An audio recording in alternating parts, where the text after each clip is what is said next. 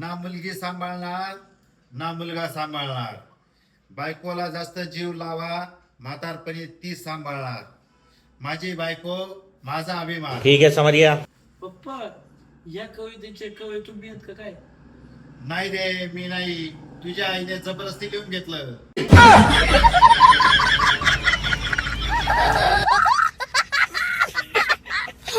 रुको जरा सबर करो बोला. पप्पा एवढा अभ्यास करून शाळा शिकून मला जर चांगली नोकरी लागली ना तर मी डायरेक्ट मोठ्या पक्षात जाईल. अरे अभ्या, तू येडाय का? डायरेक्ट मोठ्या पक्षात नाही, छोट्या पक्षात जायचं. मग काम करायचं, तिथं मोठं व्हायचं, नाव कमवायचं. अच्छा हमको सिखा रिया है. मग काय होईल? आणि मग मोठ्या पक्षवाले तुला पैसे देतील, तुला तिकीट देणार. नुसतं तिथं जाऊन का मोठ्या पक्षात सतराच्या उचलायचे आहे का? हा पप्पा असंच करतो.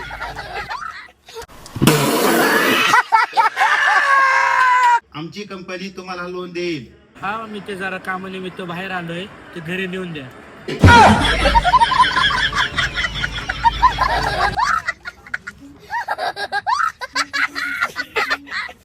अभ्या, नेहमी दुसऱ्यांची मदत केली पाहिजे. ठीक है समझ गया. पप्पा मला 5,000 रुपयाची मदत लागली. अच्छा हमको सिखा रिया है. अरे तू आपलाच आहे, मी दुसऱ्यांचं बोलतो. अबे साले.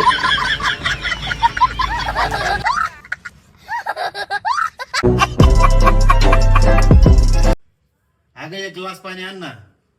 सकाळी कसं कुठे गेले ते मी वाट बघत होते ना तुमची. और अभी तो रुको.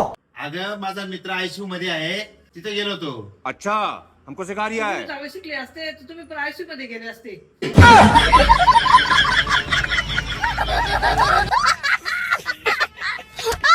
और अभी तो रुको. पप्पा किचन मध्ये सगळ्यात गरम वस्तू कुठली असते हो? मिरी, अच्छा नाही लवंग, समझ गया. नाही गरम मसाला. नाही हो. अच्छा हमको सिखा रिया है. तुला काय वाटतं, तुझ्या मम्मीचं नाव घेणार मी म्हणजे ती माझ्यावर गरम व्हायला पाहिजे?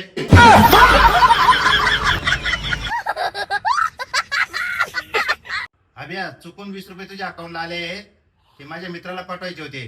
ते परत पाठवतो का?